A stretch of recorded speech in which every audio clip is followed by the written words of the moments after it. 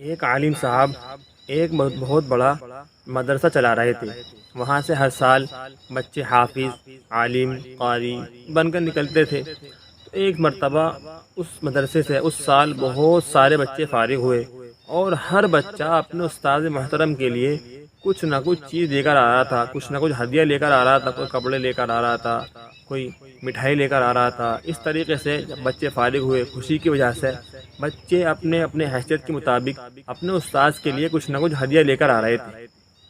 اس میں سے ایک پٹھان کا بچہ بھی تھا، وہ بھی فارغ ہوا تھا، لیکن وہ بیچارہ غریب تھا۔ وہ سوچنے لگا کہ یار سب کے سب کچھ نہ کچھ چیز اپنے ہمارے استاد کے لیے لے کر آ رہے ہیں، میں بھی فارغ ہوا ہوں لیکن میرے پاس استاد کو دینے کے لیے کچھ نہیں ہے۔ اس نے سوچا کہ میں ایک کام کروں، میرے پاس کچھ تو نہیں ہے، لیکن میں ایک کام کروں، میں اپنے استاد کو شہید کر دوں۔ عقل کی بات ہے اس کی کہ میں اپنے استاد کو شہید کر دوں، چونکہ شہید کا مرتبہ تو اللہ رب العزت کے یہاں بہت زیادہ ہے، بہت بڑا مرتبہ ہے۔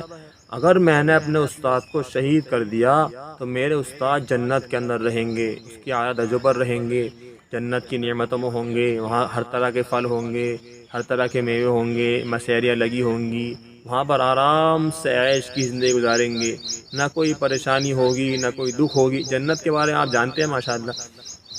تو اس نے چھری نکالی، بڑی چھری نکالی، اور چھری کو تیز کیا اور اپنی کمر میں رکھ کر چل دیا۔ استاد کے پاس گیا، جانے کے بعد استاد سے کہا کہ استاد، آپ کے پاس سب بچے کچھ نہ کچھ ہدیہ لے کر، کچھ نہ کچھ تحفہ لے کر آ رہے ہیں، میرا بھی دل چاہتا ہے کہ میں بھی آپ کو کچھ ہدیہ کروں۔ تو میرے ذہن میں ایک بات ہے، میں آپ سے مشورہ کرنا چاہتا ہوں، آپ بتا دیں اس کے اندر آپ کی کیا رائے ہے۔ استاد سے محبت بہت کرتا تھا، لیکن محبت کس طرح کرتا تھا کہ آپ کو واقعی کے اندر معلوم ہو جائے گا۔ محبت کرتا تھا۔ اس نے کہا کہ استاد، میرے دماغ میں یہ بات آئی ہے کہ میں آپ کو شہید کر دوں۔ کمر کے اندر سے اتنی بڑی چھری نکالی چمکتی ہوئی، اور استاد سے کہا کہ میں آپ کو ہدیہ دینا چاہتا ہوں کہ میں آپ کو شہید کر دوں، تاکہ آپ شہید ہو کر جنت میں پہنچ جائیں، اس کے اعلیٰ مرتبے پر رہیں، وہاں پر آپ کو کوئی پریشانی نہیں ہوگی، ہر طرح کی عیش میں رہیں گے۔ استاد نے دیکھا، استاد سب بچوں کو جانتا ہے اپنے کہ کس کا دماغ کیسا ہے، استاد کو اس کا معلوم تھا۔ استاد نے کہا کہ بیٹا، جب چھری چمکتی ہوئی دیکھی، استاد کی کپ کپی آنے لگی اور پسینہ آنے لگا۔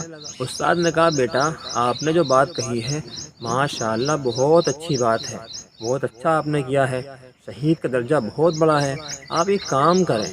استاد کے دماغ نے کام کیا، اس سے کہا کہ آپ ایک کام کرو، تھوڑی دیر کا مجھے وقت دے دو، بس میں وضو کر کے آتا ہوں، چونکہ بیٹا بغیر وضو کے شہید ہونا اچھی بات نہیں ہے، اس لیے آپ بیٹھو یہیں پر، میں وضو کر کے آتا ہوں۔ بچہ بڑا خوش ہوا، اس نے سوچا کہ استاد نے میری بات مان لی، میری بات بہت اچھی تھی۔ اس نے کہا ٹھیک ہے۔ استاد تیزی کے ساتھ کمرے سے نکلے، ایک دم تیر سیدھے، باہر جا کر کمرے کی کنڈی لگا لی اور شور مچانا شروع کر دیا۔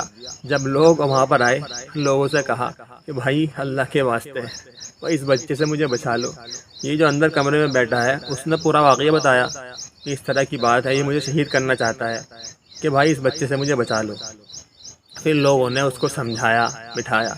میرے محترم بزرگوں، اس واقعے سے ہمیں خبر ملتی ہے، ایک بات تو یہ ہے کہ جو پٹھان ہوتے ہیں ان کے واقعہ آپ کے سامنے مشہور ہیں۔ پٹھان کا واقعہ الگ ہی ہوتا ہے۔ پٹھان جو ہوتے ہیں تھوڑے کم عقل ہوتے ہیں، لیکن بہت سیدھے ہوتے ہیں، اور بہت بھولے بھالے شریف ہوتے ہیں، اور بہت طاقتور بھی ہوتے ہیں، لیکن تھوڑی عقل آپ جانتی ہیں پٹھان کے واقعے۔ یہ تو ایک پٹھان کا واقعہ تھا، بچہ تھا، تھوڑا کم عقل تھا، لیکن دنیا کے اندر ہم غور کریں، آج پوری دنیا کے اندر یہی حال ہو رہا ہے۔